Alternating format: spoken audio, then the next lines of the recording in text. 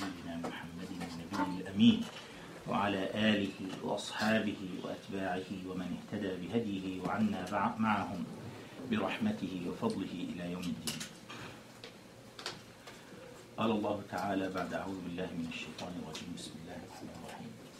First, all praise belongs to Allah, God, Lord of the worlds, and we invoke His blessings and mercy upon our dear and beloved Prophet Muhammad, his family, his companions, his followers, all prophets and messengers of God, and upon us through His mercy and grace.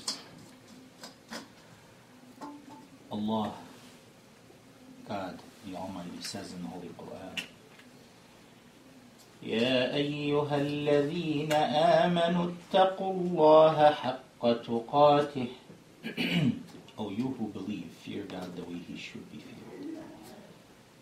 ولا تموتن إلا وأنتم مسلمون. And do not die unless you are Muslims, meaning in full submission to Him. He also says in the Holy Quran, يا أيها الناس اتقوا ربكم الذي خلقكم من نفس واحدة وخلق منها زوجها. O mankind, fear God who has created you from a single soul, Adam that is, and from it He created its spouse, that is Eve. وبث منهما رجالا كثيرا ونساء. And from the two of them He has created many, an offspring of many men and women. واتقوا الله الذي تساءلون به والأرحام. And fear God whose name you use when you make requests. And fear God in the way you treat your spouses, your relatives, and kids. إن الله كان عليكم رقيبا. Indeed, God is ever watching over you. Allah, the Almighty, says, ومن آياته أن خلق لكم من أنفسكم أزواجا لتسكنوا إليها. And from amongst His signs is that He has created from within you spouses that you may seek tranquility in them. وَجَعَلَ بَيْنَكُمْ مَوَدَّةً وَرَحْمَةً. And He has placed between the two of you love and harmony and mercy. إِنَّ فِي ذَلِكَ لَآيَاتٍ لِقَوْمٍ يَتَفَكَّرُونَ. Indeed, in such signs are reflections for those who reflect.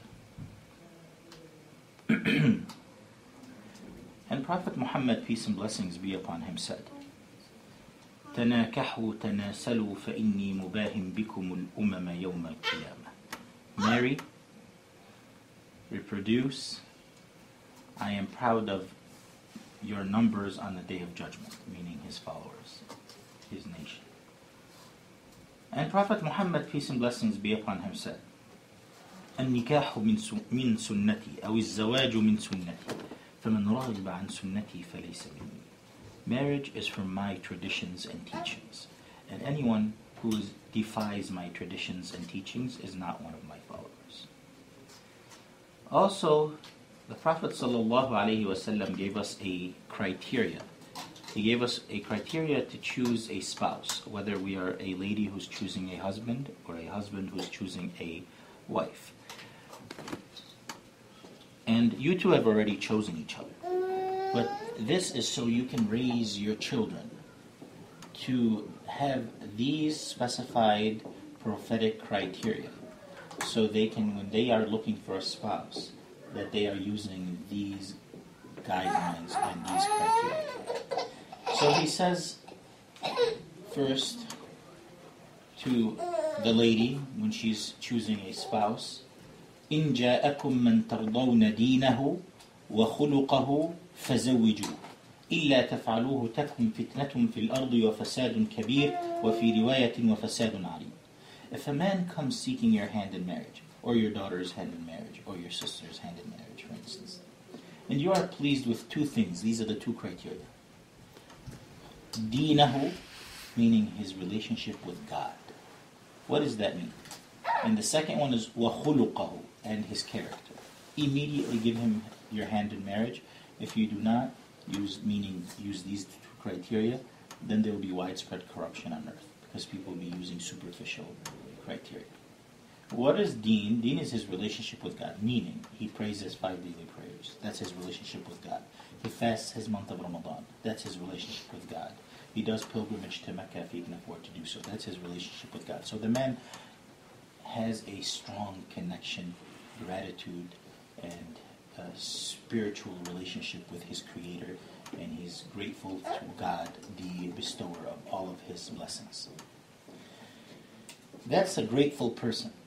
And someone who turns their back on God or is not grateful to the one who gave all of us everything that we have, then that person will not be grateful to us if we marry them. The second part is his akhlaq, which is just as important.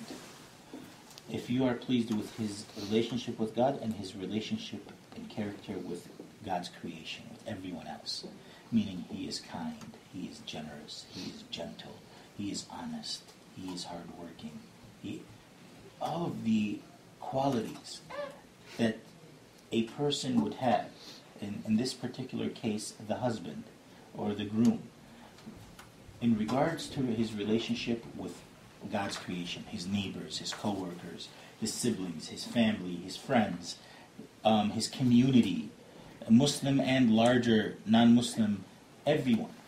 That if that person's character is beautiful, and his relationship with other people is very kind, gentle, generous, caring, etc., and he has a strong relationship with God, then that's a good person to marry.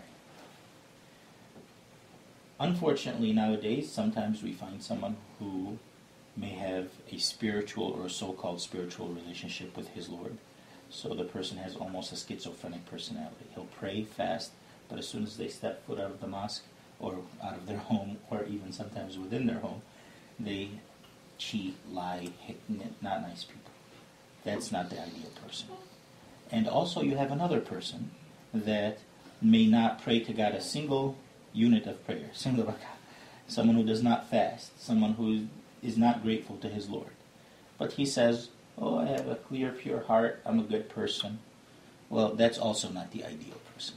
We want someone who's balanced, who has both. It's like two wings. And we want a person, ideally, who's grateful to his Lord and is grateful and is kind to God's creation and everyone else. So that's the criteria for a lady in Islam to choose a spouse, a husband. Now the criteria for a husband, and I'm saying this to you so you can raise your children to look for these important, extremely important qualities in a husband. Not any other superficial qualities. Everything else comes secondary. These are primary. The Prophet, peace and blessings be upon him, also gave us criteria for how to choose a wife. And he says, تُنْكَحُ الْمَرْأَةُ لِأَرْبَعَ. He said a woman is pursued in marriage for 4 reasons. لِمَالِهَا وَلِحَسَبِهَا وَلِجَمَالِهَا وَلِدِينِهَا فَاظْفَرْ بِذَاتِ الدِّينِ تَرِبَتْ يَدَاكَ. Because of her wealth, meaning wealth without any faith or character. Someone who's just wealthy, and that's all he cares about, is marrying her because she's rich. And another person may marry a woman because of her family and social status. Because she's a Kennedy, so he wants to marry her. Or she's a whatever, he wants to marry her. Not because of any faith or character traits in her. Also for her physical beauty only, meaning beauty without faith or character. And a fourth is for her faith and character. And the Prophet, peace and blessings be upon him, said, marry the one that has faith and character, your marriage will succeed and flourish. The best explanation of this hadith, this prophetic saying I found was that if we can imagine faith and character as number one, the mathematical number one, and she has faith and character, say she has an income. You put a 0 next to it, it becomes a 10. She has faith and character, she has deen, and then she has an income, she also comes from a good family. Put another 0, becomes 100. She's beautiful. Put another 0, becomes? She knows how to cook. And you can keep adding all the different zeros. Take away faith and character, what are you left with? Zeros. So, deen, faith, and character is extremely important. Everything else is secondary to deen. Everything else is secondary and superficial compared to faith and character. But that being said, I have a few humble recommendations or some advice for the two of you particularly, and for myself and everyone that is present. One, marriage is very important. In Islam, Allah subhanahu wa ta'ala mentions marriage in the Quran as mithaqan ghalidha, a holy covenant. It isn't something to take lightly. But before I talk about that, the two of you are in this to make each other better, especially emotionally and mentally. You should take care of each other, especially take care of each other's emotional needs and well-being. And the two of you after marriage should be much better off emotionally than you were before marriage to each other. Pay extremely close attention to each other's feelings. Emotional scars are much deeper and worse than physical scars, and both are unacceptable. So you really, really need to pay very close attention to each other's emotional needs and give the other your entire heart. Love as much and as best as you can. Allah subhanahu wa ta'ala mentions this is the core of marriage, as we spoke the other day together. Allah says He has created for us spouses so we can seek tranquility and peace in them. That means the home should be your domain, your place that is your favorite place. You should prepare your home in such a way that either one of you would get off work and cannot wait to go home to the other. That should be their favorite place in the entire world to be. And that environment and how to make it your favorite and the other's favorite place, that's on the two of you. And your creativity is needed in that department. It's extremely important. Because Allah says in the Quran, لِتَسْكُنُوا إِلَيْهَا. It shouldn't be to stress you out. It shouldn't be to make you upset furthermore. No, it should be to make you more at peace and seek tranquility in them. Just your favorite and happy place. That's the definition of home. Also, وَجَعَلَ بَيْنَكُمْ مَوَدَّةً وَرَحْمَةً. And He has placed between the two of you love. Love is one of the core pillars of marriage. There needs to be emotion, and there needs to be expression of this emotion in all the different ways. We express it verbally, we express it physically, we express it through gifts, we express it through different tasks and things that we do towards the other in services. It's important that we express it in all the different ways to show our love and support to the other. And also rahmah, mercy. This relationship isn't black and white. Isn't, you give me, I give you, say equal exchange period with some decimal points. No, this is mercy. One is tired, the other one covers them, the other one cares for them. The one is excited, the other one shares the excitement with them. And one is ambitious, the other one, supports them, makes them even more ambitious and achieve their goals. This is the kind of beautiful, dynamic relationship of marriage in Islam. And also Allah mentions in the Quran, هُنَّ لِبَاسٌ لَكُمْ وَأَنْتُمْ لِبَاسٌ لَهُنْ. They are, meaning the wife, are garments for you, O men. And O men, you are garments for them, the wives. What does that mean, garments? Clothes. What is garment? Allah, God, the Almighty used the example of garments. Libas. What does a garment do for a human being? It makes them appear more beautiful. It covers their faults. It warms them up in the cold temperature similar to now. Mm-hmm. And this is the divine example from God, telling us what we should be to the other. So therefore, your relationship is so precious in the sight of God, and you two should be garments for one another to always make each other appear at their best and in their best state. Not just a superficial fake appearance, but truly bring out the best in the other. And that's why it is extremely important that you never expose the secrets and privacy of your home. In this day and age, I deal with so many problems between couples because of the lack of clear understanding and defining of privacy and private life versus public life, public information, shared information. Therefore, I advise the two of you not to tweet, Facebook, broadcast, Instagram, call, email, or whatever it is, that you just broadcast every single little and big thing that happened in your life. That is a cause, in many cases, of destruction to marriages that I see. I'm not anti-social media, but there needs to be a better understanding, and this is something you two need to develop, and all of us too, that what is there and appropriate enough for me to share, and what is private. This private life, for some odd reason, is almost non-existent anymore in many couples' lives, and it is a source of, in many cases, the demise of marriage. And I don't want that for the two of you. So therefore, understand your private life. If you guys come to a disagreement, God forbid, hopefully you guys have a beautiful, harmonious life. But we shouldn't immediately pick up the phone and tell all our friends and family and so on. We shouldn't just go share it with our coworkers and neighbors. We shouldn't just Facebook it, I'm having a terrible day, my husband or my wife did this. We shouldn't have, these are private affairs. You need to contain and not air out your own laundry. And then talk about it. Resolve our issues. We are human beings. Our first parents, Adam and Eve, made a mistake. They ate from the forbidden tree, both of them. So we are not expected to be perfect.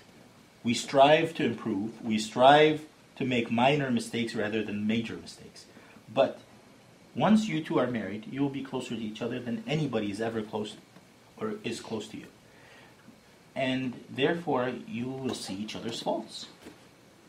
When you view one another, see the many beautiful qualities in the other, and do not just pinpoint the one or two qualities you're not pleased with and define the other person as those two things. You need to be fair in your perception of each other, and you need to be more holistic and see there are countless, hundreds, if not thousands of great qualities in this person. But I'm not happy with this one or two things. Well, look at this. In comparison to this, it makes you value what you have. Secondly, is once you want to make the other better, because you love each other and care to make each other improve, then figure out what is the best approach. It isn't just to blatantly say, oh, you need to work on this. To some people that may work, but you need to understand what works best for each other and figure out the best time and the best way and how gentle you need to be when you approach one another. And the other should accept these things because they firmly believe that you want their well-being and them to be at their best. So we shouldn't be defensive, but also we need to know how to approach the other. Also, the two of you are now going to be a young Muslim couple. And the Prophet, peace and blessings be upon him, said, إِنَّمَا يَأْكُلُ الذِّئْبُ مِنَ الْغَنَمِ الْقَاصِيَةِ. The wolf, he used the example of the wolf eats the stray sheep, not the one with the rest of the group. And that this metaphor is used for us, as we know, our wolf, our enemy is shaitan, Satan. And the Prophet, peace and blessings be upon him, wants us to be with the rest of our community. Not secluded, far, far away. We never know what's happening. If anything happens to us, no one knows about it. And this is not how the ideal lifestyle or the better lifestyle that is prescribed to us by Prophet Muhammad sallallahu alaihi wasallam. He wants us to be part of the community. So therefore, since you live 20 minutes away from here, you can come to this masjid or any other mosque that the two of you choose to go to. Just figure out one that has programs that's appealing to you, that you want to go to. You don't have to go to just one, by the way, but just go together, husband and wife, to a masjid and pray together and join the Muslim community in the Taraweeh prayers, in the Eid celebrations, which Prophet Muhammad ﷺ told every single person to go. Old, young, male, female, can pray, cannot pray, everyone go together to the Muslim gathering. Why is that so important? Because he wants us to see one another, to socialize with one another, pray with one another, gather together and be a true community. When you have children, you make a aqiqah, which is basically a welcoming of your child to this world, inshallah. You come to your community and have this meal with your friends and family, and you videotape this and show them, hey, look how happy we were when you came to this world. Look how many people celebrated your coming. This is done in a communal setting. And you can make it as big or small as you like, but it's important for you to be part of the community. Pray with the community. Listen to lectures with the community. Get to meet other couples in the community. Socialize. We're going to Umrah in March. If you can, go to Umrah, whether in March or other times. You need to be part of the community. And I'll tell you this from my personal experience. Over the past 3.5 decades or so, we have seen Muslim families that came to the mosque, husband, wife, and children, frequently, more than once a week. And they came together and prayed and or listened to a lecture or whatever. And they attended and frequented the masjid in this country. The children grew. They married other wonderful Muslim spouses. And they also started to come to the masjid. And they were very well-balanced Muslim Americans that continued to sustain their identity and be productive members of society without losing their faith. On the other hand, we have seen and observed wonderful Muslim families as well, who only occasionally visited the mosques, came on Eids, maybe Fridays, and husband, wife, children didn't come to the mosques as frequent as the other example that I gave you. A decade or two later, their children married mostly non-Muslim. And they both lost their faith, and their grandchildren know nothing about Islam. This is a sad, unfortunate reality that we face. And I am telling you this from experience. What we want from you is to be proud of your identity, be a wonderful, productive member of the broader society and your local community, but also not have to lose your identity and your faith. And the way we found for this to be retained as your faith and grow spiritually, we're not here to just grow financially and physically only. No, we also need to grow emotionally, we also need to grow spiritually, we also need to grow socially. And these are I highly recommend for the two of you to find a mosque that you two like to attend, or mosques, and go to it at least once a week. And I get a promise from every couple that I conduct the marriage for to give me a promise that you will go and visit a mosque together, any mosque you two choose to go to, at least once a week, for prayer or lecture, whatever you choose, whatever program you want to attend.